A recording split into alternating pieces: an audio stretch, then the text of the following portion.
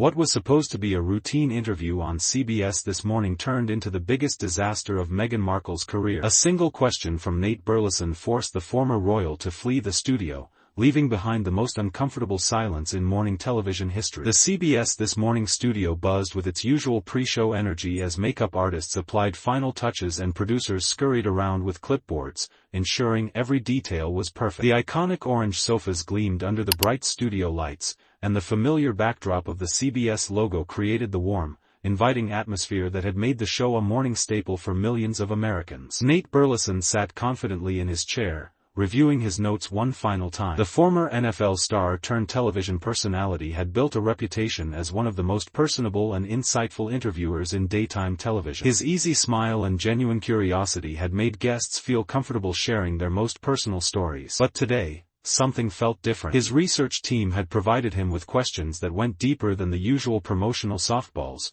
and he sensed this interview might venture into uncharted territory. Gayle King, his co-host, adjusted her signature glasses and shuffled through her own preparation materials. She had interviewed countless celebrities and public figures over her distinguished career, but there was something about today's guest that made even her feel slightly on edge. The tension wasn't just professional. It was personal. Everyone in media knew that Meghan Markle interviews had become a minefield where careers could be made or destroyed with a single question. Tony Dokoupil, completing the hosting trio, sat quietly reviewing the research file one more time. The folder was thicker than usual, filled with timelines, fact checks, and carefully worded questions that had been approved by multiple layers of CBS management. Everyone knew this wasn't just another celebrity interview.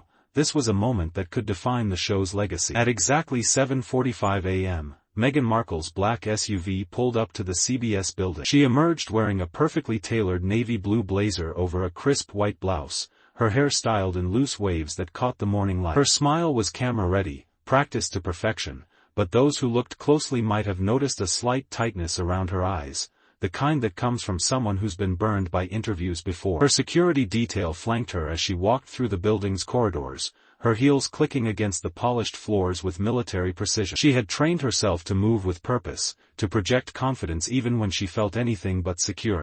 This was supposed to be a friendly appearance to promote her latest children's book, a safe topic that would allow her to control the narrative and reinforce her image as a caring mother and advocate for young people. The green room was a sanctuary of calm before the storm. Meghan sat in a plush armchair, sipping herbal tea while her publicist hovered nearby, scrolling through talking points on her tablet. They had rehearsed this interview scenario dozens of times: stick to the book, mention the foundation, and gracefully deflect any questions about the royal family or ongoing legal battles. It was a simple playbook that had worked for countless celebrity appearances. 5 minutes to air, a production assistant called out, and Meghan felt that familiar flutter of nerves in her stomach. She had done hundreds of interviews by now, but morning television was different. The audience was wider, more diverse, and less forgiving than the carefully curated environments she had grown accustomed to. As she was escorted to the studio floor, Meghan took deep breaths and activated what her acting coaches had called armor mode, the mental state where every gesture, every expression, every word was carefully controlled and projected. She would not give them anything they could use against her. The studio felt different from the green room, larger, brighter,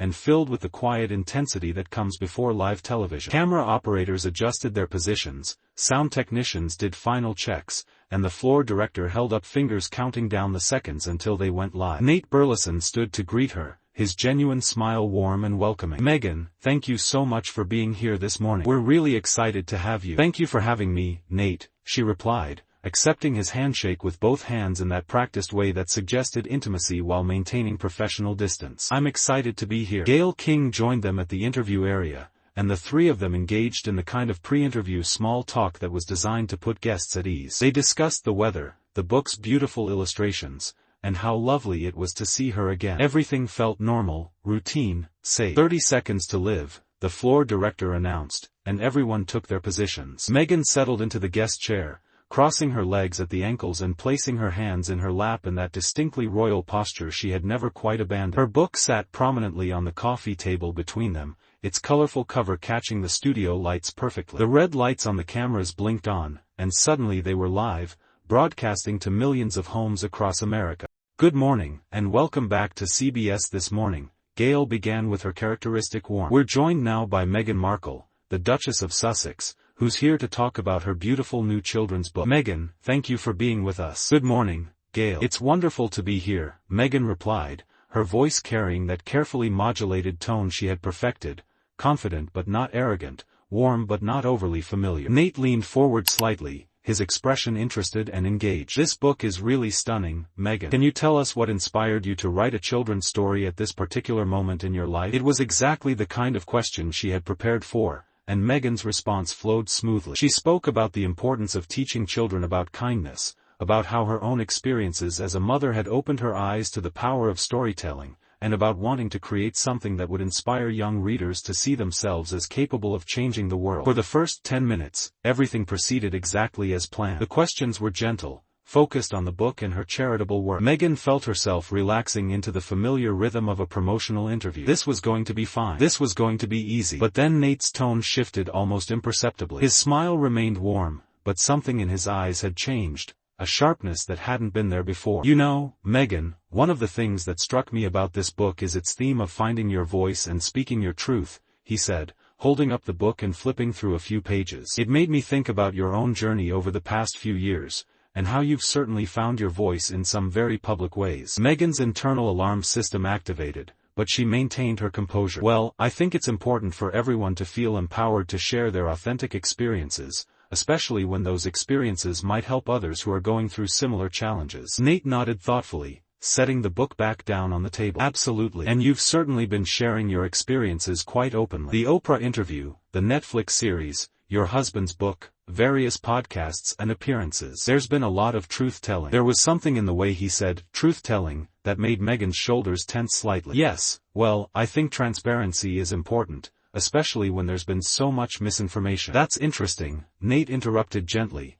but the interruption itself was significant. CBS This Morning hosts rarely interrupted guests, especially during what was supposed to be a friendly promotional segment. Because I've been looking at some of the claims that have been made in these various interviews and appearances, and I have to say, there seem to be some inconsistencies. The studio seemed to grow quieter, though the ambient noise level hadn't actually changed. Gail glanced at Nate with a look that suggested this wasn't the direction they had planned to take the interview. Tony shifted in his seat, sensing that they were moving into dangerous territory. Meghan's smile remained fixed, but her voice carried a note of caution. I'm not sure what you mean by inconsistencies, Nate. Nate reached for a tablet that had been sitting beside his chair, a prop that hadn't been there during the book discussion. Well, for example, in your interview with Oprah, you mentioned that you and Harry were married 3 days before the public ceremony, just the two of you and the Archbishop of Canterbury. But the Archbishop later clarified that what happened was a private exchange of vows, not a legal marriage. The legal marriage happened at the ceremony everyone saw. Meghan's laugh sounded forced. I think that's a matter of semantics, really. What mattered to us was the private moment we shared. But it's not really semantics when you're telling Oprah Winfrey and 50 million viewers that you were secretly married, is it? Nate's voice remained conversational, but his words landed like precision strikes. I mean, either you were legally married or you weren't. There's no middle ground there. The color began to drain from Meghan's face, though her makeup artists had done such a good job that it wasn't immediately obvious to viewers. Her hands, however, had begun to fidget with her wedding ring, a tell that body language experts would later analyze frame by frame. I think you're misunderstanding the context of what I was trying to explain to Oprah, she said, her voice beginning to carry a defensive edge. The point was about the personal significance of that moment between Harry and myself. Nate nodded as if he understood, but then continued his line of questioning. Okay, I can accept that explanation. But then there's the question about your title and your children's titles. In that same interview, you expressed surprise and hurt that Archie wouldn't automatically receive a title. But the reality is that under the current succession laws, which have been in place since 1917, Archie wasn't entitled to a title at birth. That only changed when Charles became king. So why present it as if the family was withholding something he was owed? Meghan's composure was beginning to crack in ways that were subtle but unmistakable to anyone paying close attention. Her breathing had become slightly more shallow, and her smile had taken on a brittle quality. That's a very complicated situation that involves a lot of behind-the-scenes conversations that I'm not going to get into on morning television, she replied, but her voice lacked the confidence it had carried earlier. But you did get into it on morning television, Nate pointed out, his tone remaining frustratingly reasonable. You got into it very specifically with Oprah. You talked about conversations regarding Archie's skin color, conversations about titles, conversations about security. You made very serious allegations about how you and your family were treated. I'm just trying to understand why some of those claims don't seem to align with the established facts. Gayle King, sensing that the interview was spiraling into territory that could be dangerous for everyone involved, attempted to intervene. Nate, maybe we should. No, it's okay, Meghan said, though her voice suggested it was anything but okay. I'm happy to address these questions. But her body language told a different story. She had shifted in her chair, turning slightly away from Nate, and her hands were now gripping the armrests with enough force that her knuckles were beginning to show white beneath her carefully applied hand cream. Nate leaned forward slightly, his expression remaining sympathetic even as his questions grew more pointed. Here's what I'm really curious about, Meghan. In your various interviews and appearances,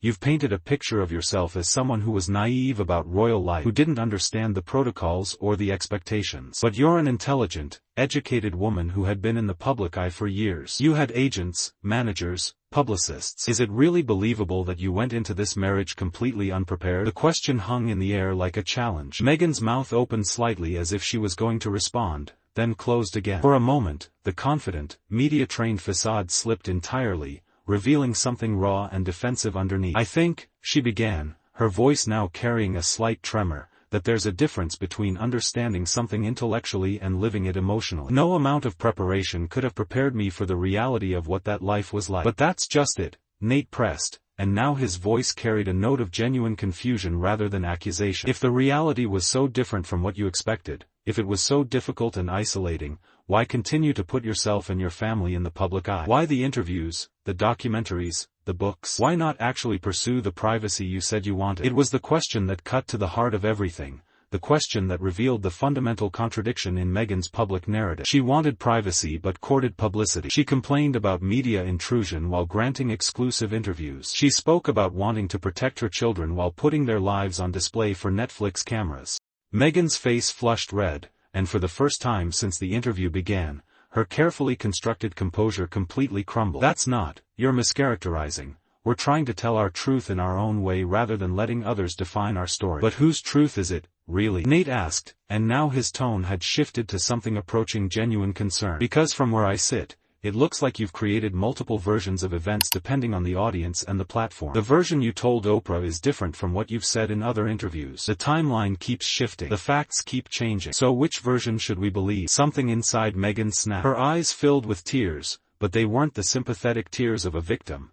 They were the angry tears of someone who had been cornered and exposed. How dare you, she said, her voice rising just enough to be noticeable but not enough to seem completely out of control. How dare you sit there and question my truth, my lived experience, my pain? Nate didn't back down. If anything, her emotional response seemed to embolden him to push harder. I'm not questioning your pain, Meghan. I'm questioning your facts. And there's a difference. My facts? Meghan's voice was getting louder now, and the cameras captured every micro-expression of her growing fury. These aren't facts we're talking about. These are my experiences, my feelings, my reality. And you're sitting here trying to fact-check my emotions like I'm some kind of liar. I'm not calling you a liar, Nate said, his voice remaining maddeningly calm in contrast to her escalating emotion. I'm asking you to explain the discrepancies between what you've said and what can be verified. As journalists, that's our job. As viewers, people deserve to understand what's true and what's interpretation. Meghan stood up abruptly, her chair rocking slightly from the force of her movement. The sudden action caused every camera operator to adjust their shots, and the studio fell silent except for the quiet hum of electronic equipment. This interview is over, she declared, her voice shaking with a mixture of rage and humiliation. I came here to talk about a children's book, not to be ambushed and attacked by someone who clearly has an agenda. Nate remained seated, looking up at her with an expression of genuine surprise. Meghan, I don't have an agenda. I'm just asking questions that I think a lot of people have been wondering about. Questions? Meghan's voice was now approaching a shout, though she was trying to maintain some semblance of control. Those weren't questions. Those were accusations wrapped up in polite language. You invited me here under false pretenses, and now you're trying to humiliate me on live television. Gayle King stood up as well, clearly trying to defuse the situation. Meghan, please, let's just take a breath here. I think there might be some misunderstanding. There's no misunderstanding, Meghan cut her off, tears now streaming down her face despite her efforts to maintain composure. This was a setup from the beginning. You people never change. You invite us on your shows, you pretend to be friendly, and then you attack us when we're most vulnerable. Nate finally stood, his expression now showing genuine concern rather than journalistic curiosity. Meghan, that wasn't my intention at all. I was simply trying to." "I don't care what your intention was," she interrupted, her voice breaking on the words. "The result is the same. You've humiliated me, you've disrespected my truth, and you've proven that nothing has changed in how the media treats me." She grabbed her purse from the floor beside her chair, her movements jerky and uncoordinated in her emotional state. "I'm done with this. I'm done with all of you." As she turned to leave, Nate made one final attempt to salvage the situation. "Meghan, please don't go. We can finish this conversation in a different way. We can talk about your book, your foundation work." She whirled around to face him, her face streaked with makeup and tears, her carefully styled hair now slightly disheveled. "You want to know the truth, Nate? The truth is that people like you will never let me move on. You'll never let me just be a mother, an author, a philanthropist. You'll always drag me back to the worst moments of my life because that's what sells, because that's what gets ratings." Her voice cracked on the final words, and she pressed her hand to her mouth as if trying to hold back a sob. "I thought maybe, just maybe, things could be different here. I thought I could trust CBS. But you're all the same." With that, she turned and walked quickly toward the exit, her heels clicking frantically against the studio floor. The cameras followed her until she disappeared through the stage door, leaving behind a silence so complete that even the audience seemed to have stopped breathing. For several long moments, nobody moved. The three hosts stood frozen, unsure how to proceed. The production team watched from the shadows, equally stunned by what had just unfolded. Finally, Nate sat back down, running his hand through his hair, a gesture that revealed, for the first time, that he wasn't as composed as he had appeared during the interview. He looked directly into the camera, his expression serious and slightly shaken. "Well," he said, his voice barely above a whisper, "that was not how we expected this morning to go." Gayle King, ever the professional, attempted to restore some normalcy to the situation. "When we come back, we'll be talking about the latest developments in the economy with our financial expert." But even as she delivered the transition, everyone knew that nothing could follow what they had just witnessed. The rest of the show would be anticlimactic, a footnote to a moment that would be replayed, analyzed, and debated for months to come. As the cameras cut away for commercial, Nate looked at his co-hosts with an expression of genuine confusion. "Did I go too far?" he asked quietly. Gayle shook her head slowly. "I don't think you went too far. I think you went exactly where the story needed to go. The question is whether we were ready for where it led us." Tony, who had remained largely silent during the confrontation, finally spoke up. "She's going to say we ambushed her. Her people are probably already crafting the response." "Maybe we did ambush her," Nate admitted, still processing what had happened. "But those were legitimate questions. If she's going to make public claims, shouldn't she be prepared to defend them?" The three of them sat in the artificial calm of the commercial break, knowing that when they returned to air, they would have to somehow continue as if one of the most dramatic moments in morning television history hadn't just occurred right in front of them. Meanwhile, somewhere in the CBS building, Meghan Markle was probably in a bathroom, trying to repair her makeup and compose herself enough to face the photographers who would be waiting outside. Her publicist was likely fielding frantic phone calls and drafting statements about media ambushes and unfair treatment. But the damage was done. For the second time in her post-royal career,